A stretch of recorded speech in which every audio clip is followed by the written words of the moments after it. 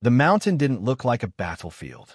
In the hard daylight, everything was too clean. White snowfields, gray rock ribs, a sky so pale it felt bleached. Wind combed the ridgeline into smooth drifts and carved the boulders into shapes that looked almost designed. The kind of place that made noise feel rude. Then the shooting started, and the mountain showed its teeth. A Navy SEAL element, small, disciplined, moving like they'd done this 1,000 times, was now wedged behind a slab of wind-carved rock no taller than a kitchen counter. They weren't taking cover. They were surviving inside a bowl of bad geometry. 39 enemy fighters had them. Not an exaggeration. Not a story number. 39 bodies spread across the slope in a crescent, higher than them, offset left and right, nested behind rock shelves and shallow dugouts packed with snow. The enemy owned elevation, angles, and time. Their fire wasn't a spray of panic. It was measured, layered, and patient. The SEALs were trapped in a shallow basin where the land dipped just enough to funnel them into a kill zone. 2 exits existed, and both were punishments. To the left, an open snowfield, bright, flat, and wide enough that any movement would turn a man into a silhouette sliding across a white screen. To the right, cliff scrub and broken stone. Not a clean climb, jagged rocks, little pockets of dead space, and narrow choke points where an ambusher could wait behind a single stone and own the whole route. Above them, the enemy's line tightened like a noose being turned slowly. Bursts snapped over the rock. The air hissed with rounds that looked invisible until they struck snow and punched up little fountains of white. Each impact carried a sound, sharp, small, cruel. A machine gun somewhere upslope stitched the basin in clean strokes, as if drawing lines on a map. A rocket-propelled grenade detonated in the snow 10 meters left, more flash than shrapnel, but the blast threw powder into their faces and filled their mouths with cold grit. The concussive thump pressed the breath from lungs. "Radio! Get me air!" the team leader shouted, not because he thought it would work, but because hope had to be tested before it could be buried. The comms man held the handset, jaw tight. Nothing but static. "Try backup." He toggled, tapped, cursed. The same. Static that didn't sound like bad reception. It sounded like someone grinding sand into the channel. A satellite link attempt flickered, one precious bar, a whisper of connection, then died like a light switched off. The sky didn't just refuse them. It vanished from the fight. It felt intentional, like someone had reached up and strangled every hand that might pull them out. Behind the rock, the medic worked low and fast. A teammate lay on his back, face gray under frost, eyes too bright. The wound was on the upper thigh, where the body hides big problems. Blood soaked through gauze and instantly stiffened, the red turning darker as it cooled. The medic's hands shook, not fear, cold and urgency. Fingers stiff inside gloves, moving anyway. "Stay with me," the medic said, voice tight. "Stay awake." The wounded man tried to nod. His teeth chattered like loose hardware. The SEALs didn't waste rounds. You could see it in their breathing, in the way they counted without speaking. Single shots when a head appeared. 2-round buys only when they had to pin a position long enough to move a wounded body half a meter. Barrels heated in the frigid air and steamed faintly, giving away their own positions in ghostly wisps. The enemy noticed everything.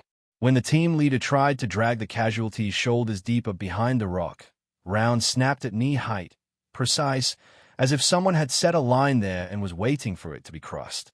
Not random suppression.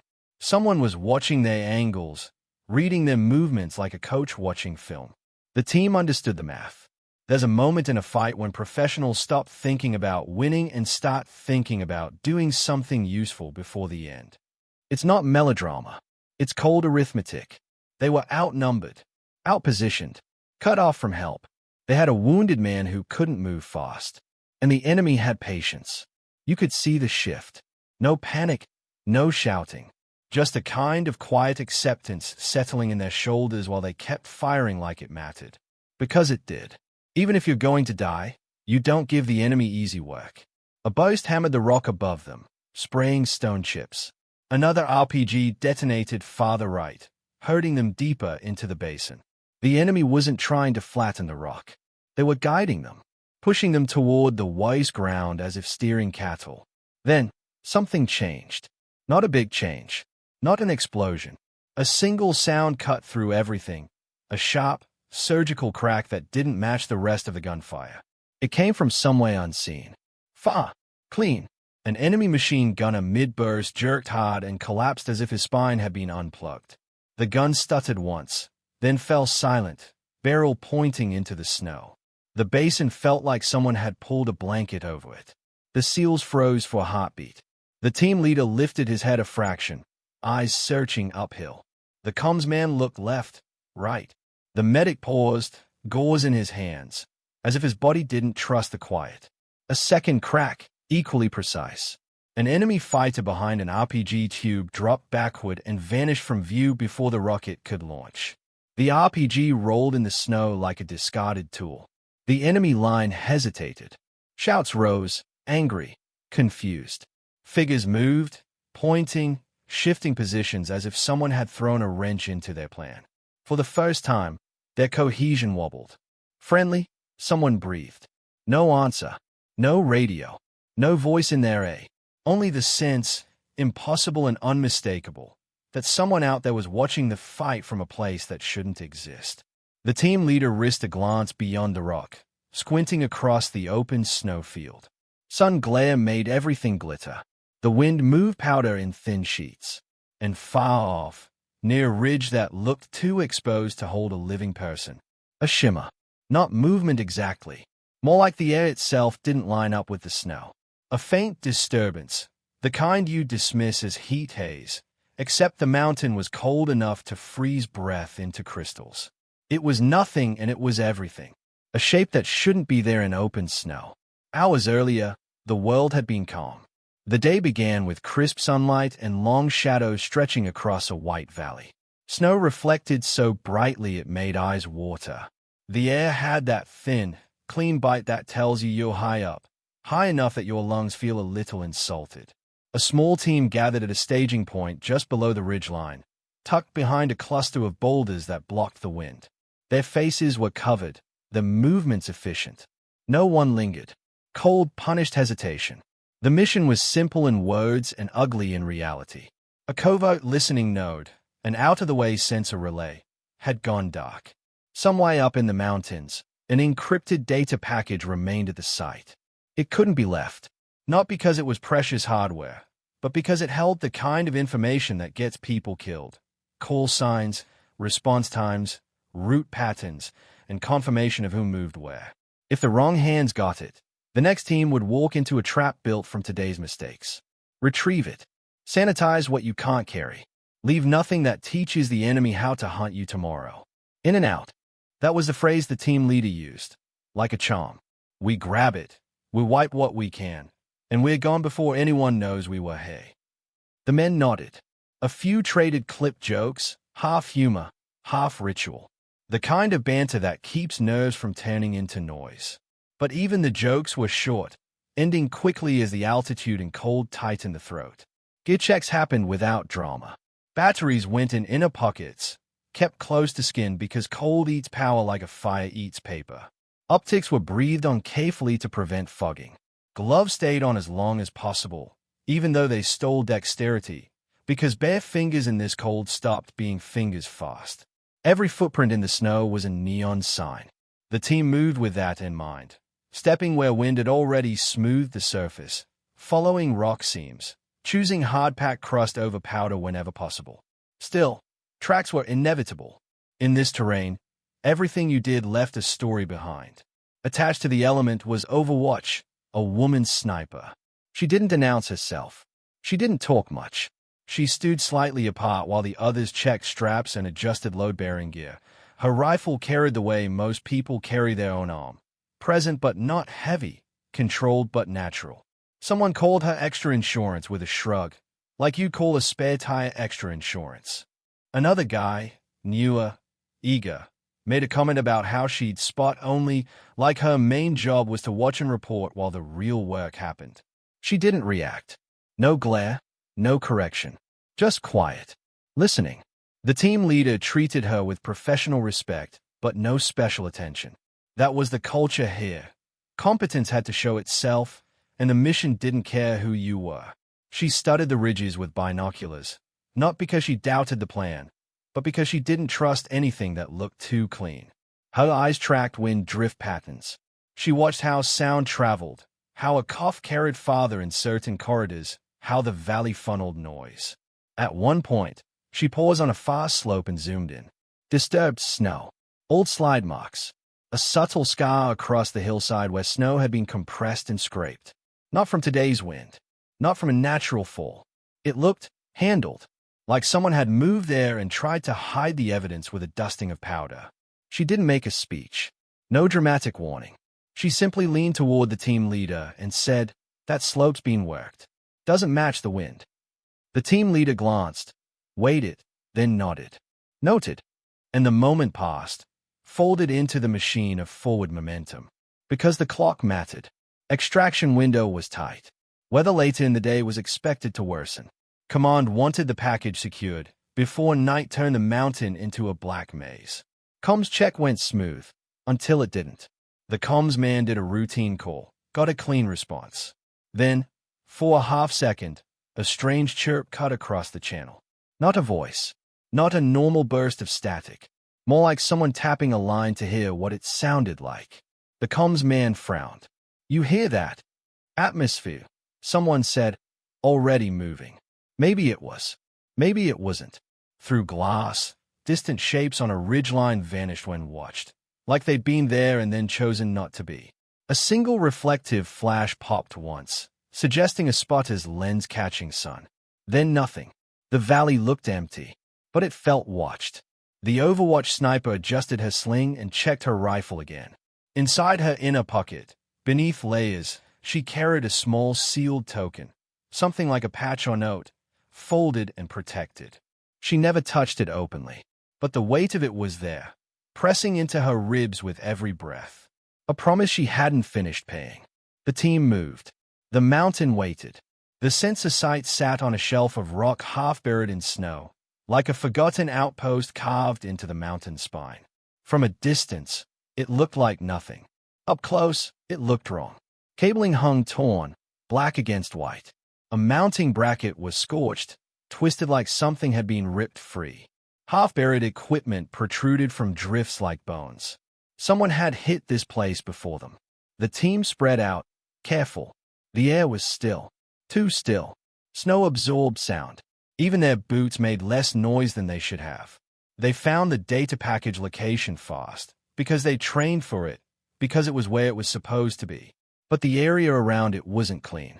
Footprints, older, partially filled by wind, cut across the shelf.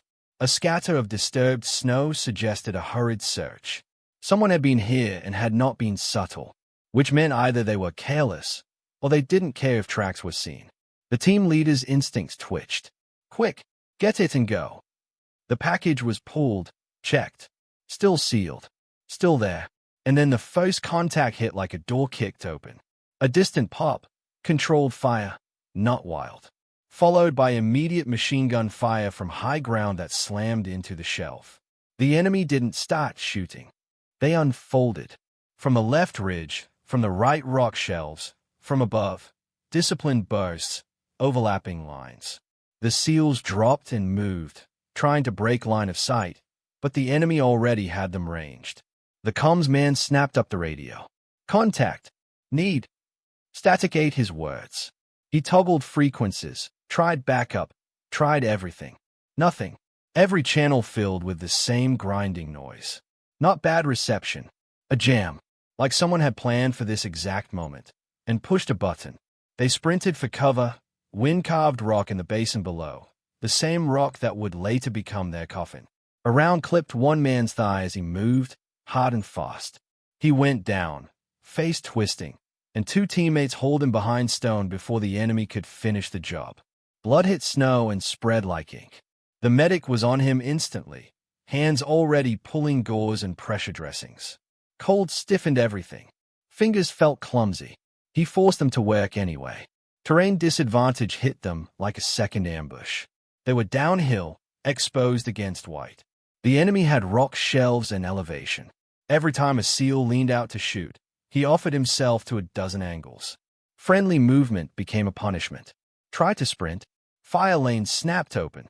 Try to climb right. Shots tracked along the route. The enemy had pre-measured likely exits. They weren't reacting. They were executing. Ammo started bleeding away. The support gunner tried to hold back the crescent of fighters with controlled bursts. But even discipline can't change physics. The enemy had numbers, and the gunner's belt ran shorter with every minute. Barrel heat rose. Steam ghosted in the cold. IPG splashes bracketed their rock cover, detonations left and right, forcing them to stay low.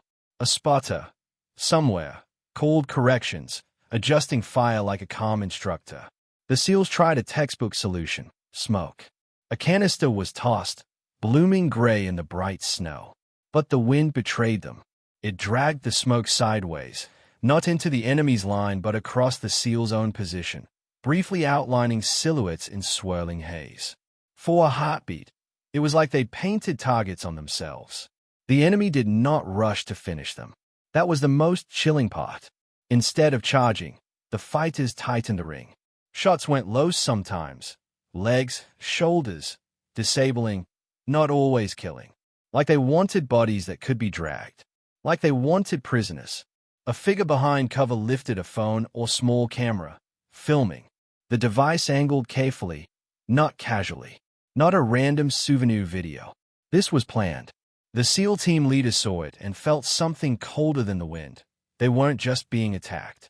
They were being harvested. For propaganda. For leverage. For message. The mountain wasn't just trying to kill them. It was trying to turn them into a story that belonged to someone else. Pinned behind rock, the Overwatch sniper watched the fight collapse into math. She didn't panic. Panic was loud, and loud got you killed. She watched patterns, where the machine gun line stitched, where the RPG team paused between shots, where the spotter's corrections tightened around movement. She listened to the rhythm of enemy fire and heard intention, not chaos. And she understood what the others were too professional to say out loud. Staying together meant dying together. She shifted closer to the team leader without making a big movement. No radio. No words. Just a glance. Hold. Not a request. A signal of intent. The team leader met her eyes. He didn't nod dramatically. He didn't argue. He simply accepted it with the expression of someone who knows when the mission has turned into survival. She stripped weight fast. Extra ammo redistributed. Anything unnecessary cached beneath snow at the base of the rock. Gear that would only slow her. Every ounce mattered now. Not for comfort. For physics.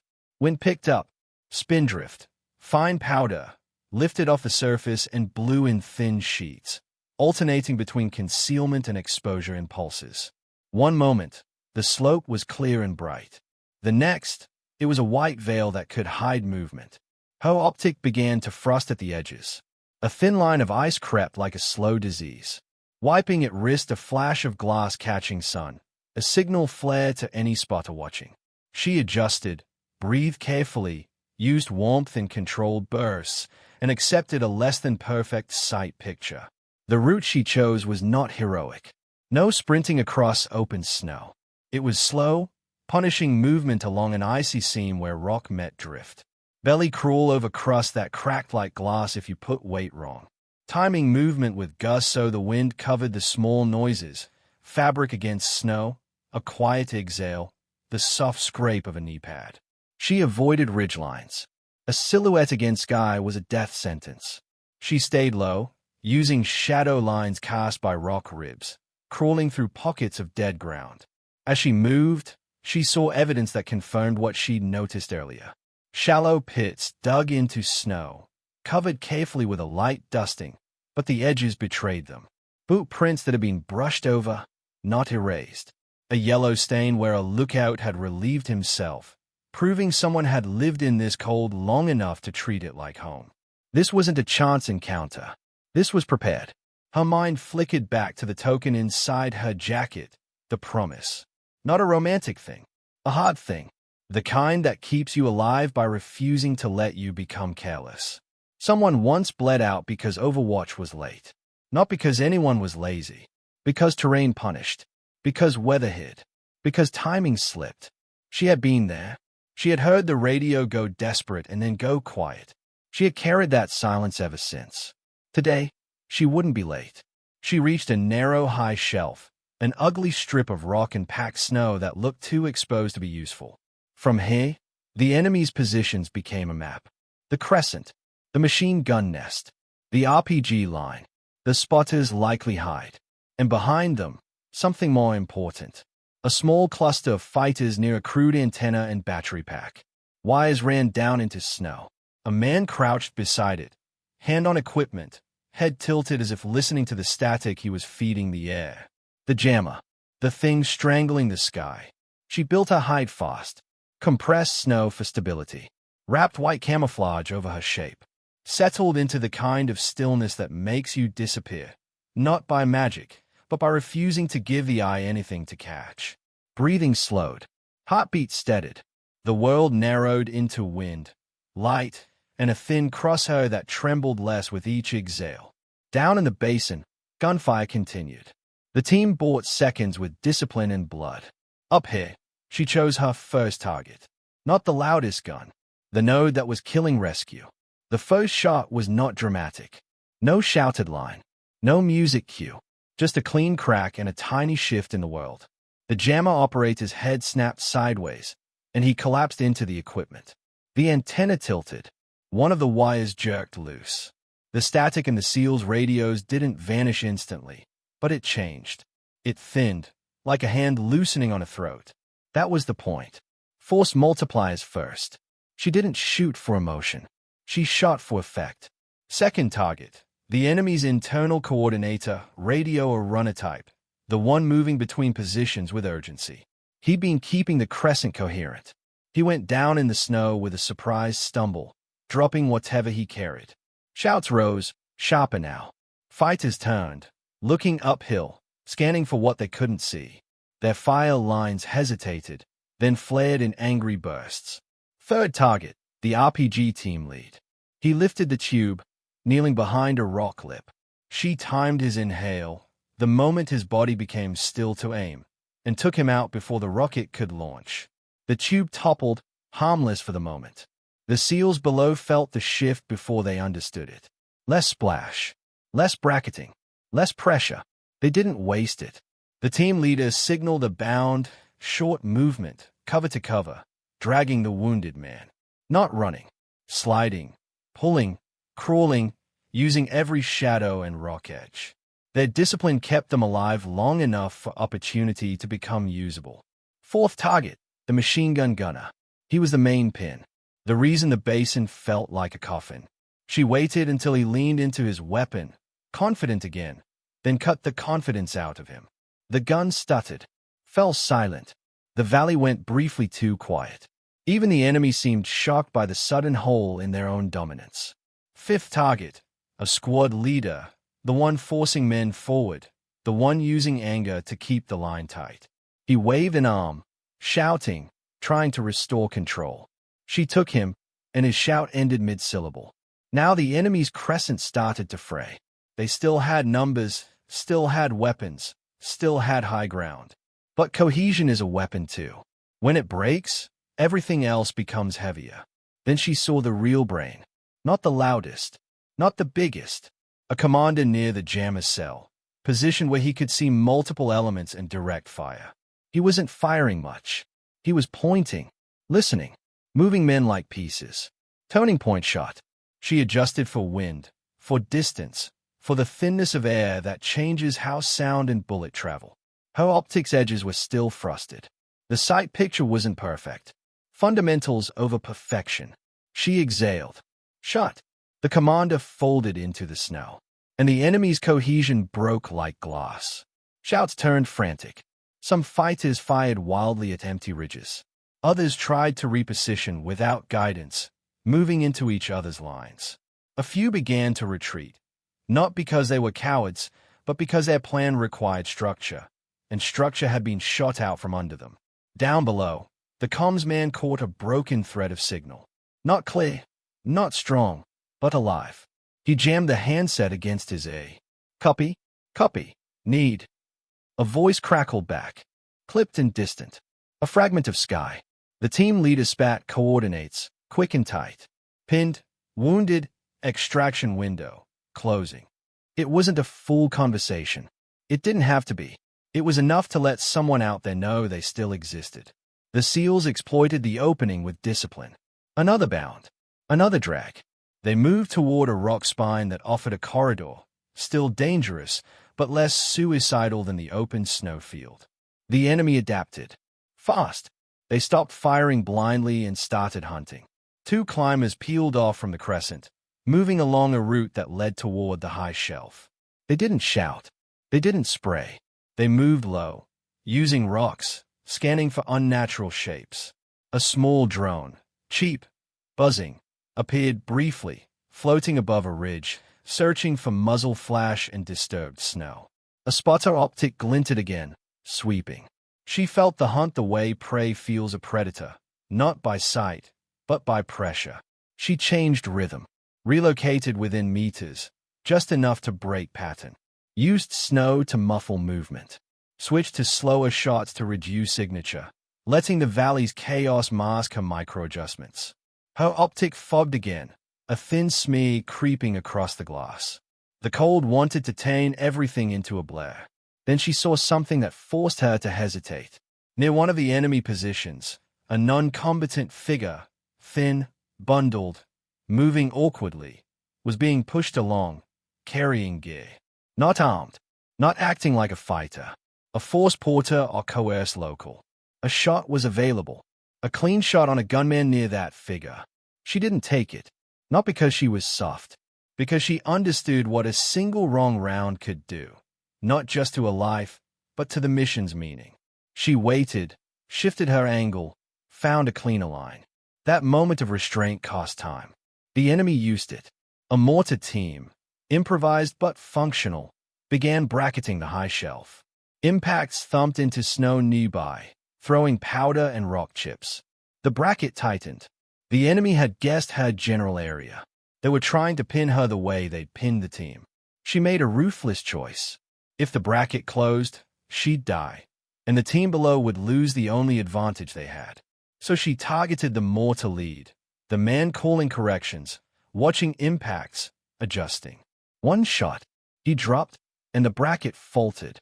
A second shot took the next man reaching for the tube, turning their heavier weapon into dead weight. Below, the SEALs reached the extraction corridor. Wind shifted slightly, making smoke usable again. They popped it, and this time it drifted where it needed, cutting lines, hiding movement.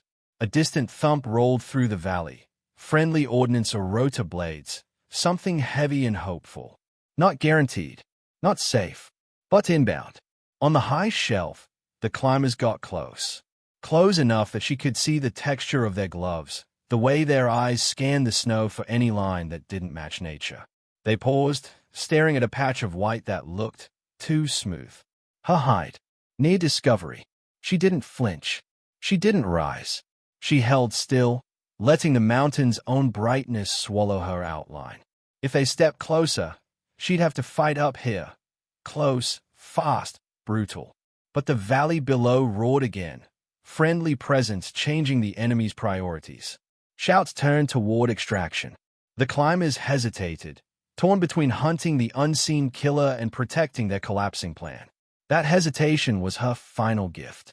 The wind eased as if the mountain itself had finished speaking. In daylight, the extraction zone looked like nothing special, just a flat stretch of snow near a rock outcrop. But when the SEALs stumbled into it, it might as well have been an island of mercy. Faces were raw from cold and adrenaline. Breaths came out in harsh clouds. The wounded man was still alive, eyes half-lidded, jaw clenched against pain and shock. The medic's gloves were stained and stiff. The team leader counted heads automatically, voice low, making sure his world still contained everyone it was supposed to. Then he realized someone was missing. Overwatch, the quiet one.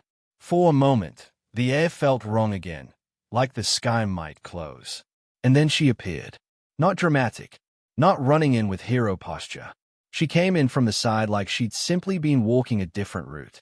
Rifle iced over, gloves torn at the fingertips. a thin smear of frozen blood at her wrist where Rock had bitten her on the climb.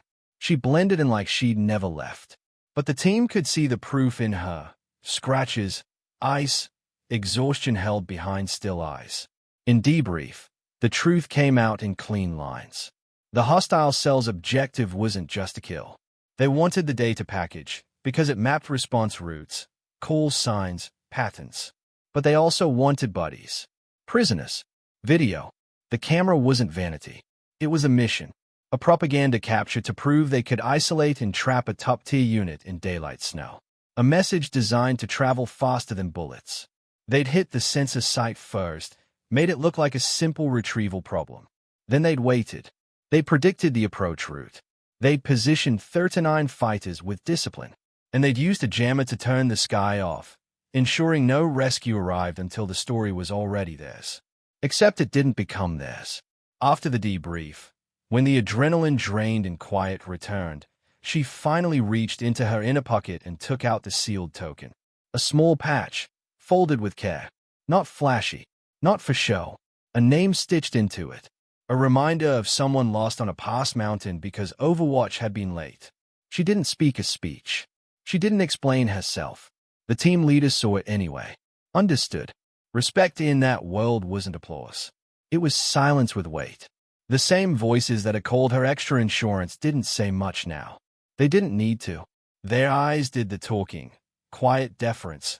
An unspoken acknowledgement that survival had a different author than they'd expected. She didn't celebrate. She didn't smile. Because she carried every shot, especially the one she delayed when a non-combatant stood too close.